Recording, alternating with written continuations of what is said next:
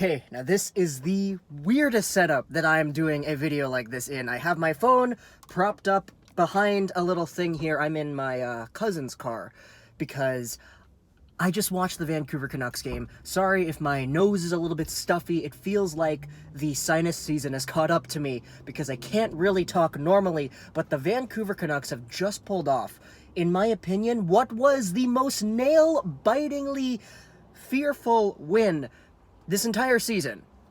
And fittingly so, it comes against the best team in the league in the Washington Capitals, and it comes on a really early game. It's 9:30 in Vancouver when the game starts off. It's 12:30 in Washington, D.C., because we have a whole bunch of Hockey Night in Canada games coming after, and for some reason the Vancouver one gets placed at the very beginning of the lineup. But this one was one that I actually didn't wake up early enough to watch the entirety of, because I am a night owl. That is kind of obvious because I reply to everybody's comments at like 2, 3 a.m. in the morning. I am just always staying awake, and it's probably not the best for my health. But this one, I woke up at about 9:50, 9:55-ish, so I pulled up the game right after, and when I opened up the game, the Vancouver Canucks were on a 5-on-3 power play. And my first instinct was, okay, Dallas saw a 5-on-3 power play, and they didn't score a goal. The Canucks just didn't do anything on that 5-on-3 last time. So I opened up the game now, and I was like, okay, it's a 5-on-3 again. The Canucks are down by 1. I looked at my notifications, and I saw Jakub Vrana, who had a goal like 2 minutes into the game. And the 5-on-3 starts. I watch it. The Vancouver Canucks get possession. Pettersson goes to Hughes. Hughes goes back to Petey. Petey goes to Miller, who circles up around the top of the high slot, and he sends it back over to Pettersson, who one-times it in. And that was awesome.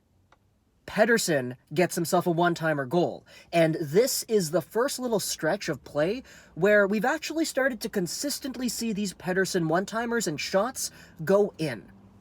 Pettersson had a goal on that same spot against Nashville. It wasn't a one-timer. He kind of had to take it on the backhand, hold it up, and then he shot it away. But this time, it's a full-on one-timer. It beats Holtby right over that shoulder side there, and it's tied 1-1.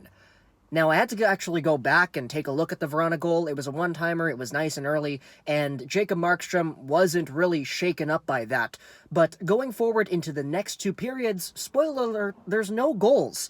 And this is kind of what goes on throughout the entire rest of the game and the overtime and the shootout, of me just biting my nails and just being so scared. I'm not actually biting my nails, I don't do that, but like, metaphorically speaking, you know, because this game was just a huge goaltender battle, and both Braden Holtby and Jacob Markstrom were doing such a fantastic job keeping their teams in the game.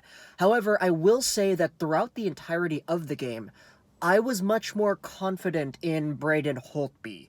Not because I'm a Markstrom hater, I'm very much a Markstrom fan. It's just that to me, watching this game, Braden Holtby had this aura of arrogance and confidence that, to me, Jacob Markstrom didn't have.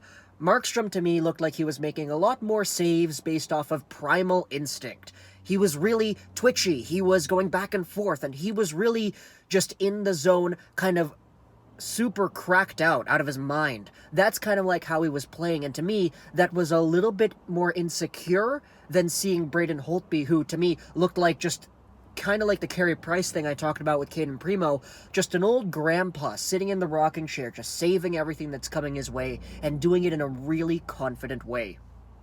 Holtby was an absolute beast, and he had to save some really good opportunities from the Vancouver Canucks, especially in the last 5 minutes of the game. At least in the third period is what I'm talking about. Jacob Markstrom had some really good saves too in that same span of time, but the Vancouver Canucks and the Washington Capitals were just going at each other, battling it out. Elias Pettersson was taking hits, he was kind of dishing out a few hits here and there. Alexander Edler, he knocked over Boyd, and Boyd's skate came up right into the rib section right there. He had to leave for the rest of the game, and as a result, everybody else's ice time was jacked up. Myers was playing on the left side, which was very problematic towards the later stages of the third period, but Still, the Capitals only scored 1 goal, and going into the overtime, this is when things got a little bit crazy. Really, really crazy. Because they start things off with Pettersson, Boeser, and Hughes. They can't start off with Horvat, Edler, and Miller because Edler's not in the game. So they start things off with Petey, Quinn, and Brock, and John Garrett notes it immediately. Canucks fans, they're really happy with this one. They don't win the faceoff, but they get possession really quickly in tight. Quinn Hughes is pinching really deep into the corner, and Brock Boeser is covering for him at the point. So Petey, Boeser, and Hughes, they get the puck eventually, and after a little bit of time, a little bit of cycling, it's actually a penalty that gets drawn, and JT Miller is the guy who brings the puck right back in. It's 4 Vancouver Canucks, it's 3 Washington Capitals, it's an empty net for Vancouver because it's a delayed penalty, and then Miller, instead of making a play, he shoots it lightly on net, getting the whistle, and that was really a turning point to me. I was like, okay, why would you do that? The other team is tired, the Capitals haven't changed in a while, you guys just got fresh legs out, Horvat's new, Miller's new. I don't necessarily think that getting the face-off at that time was the best opportunity, but you know what? It worked out in the end, so it was fine. The power play in overtime, though, was really frustrating to me because this power play was not moving around. It's 4-on-3. You got Miller, Hughes, Petey, and Boeser all out there. Besser's not moving. Hughes is just staying at the top. It's just Miller and Pettersson who are just cycling and they're just switching spots once in a while. This movement on the power play was not good enough. And I know they won at the end. I know that. But watching that in overtime was so frustrating because I was like, okay, if Hughes just kind of went down a little bit there, you could feed a pass in front of him. If Boeser kind of squeaked over to the other side, like, this is crazy. This movement on the power play was non-existent, and they get a power play goal earlier on, I get that, but that was a 5-on-3 where they should have had a 5-on-3 because it's a 5-on-3, you're supposed to score pretty much every time. The rest of the power plays were filled with a lot of non-movement. The Canucks had many other opportunities in the power play throughout regulation where they didn't capitalize because their movement wasn't strong enough. And this is the biggest insecurity to me when watching this team because I'm like, okay, we have a power play. This is the opportunity for us to win the game, and we're not doing the things that we need to do in order to do that. Now again, I digress, they won at the end, but it was frustrating seeing that power play go to waste. And then it was a 4-on-4, then there was a face-off, so it was 3-on-3 again, and this is where the breakaways started to happen.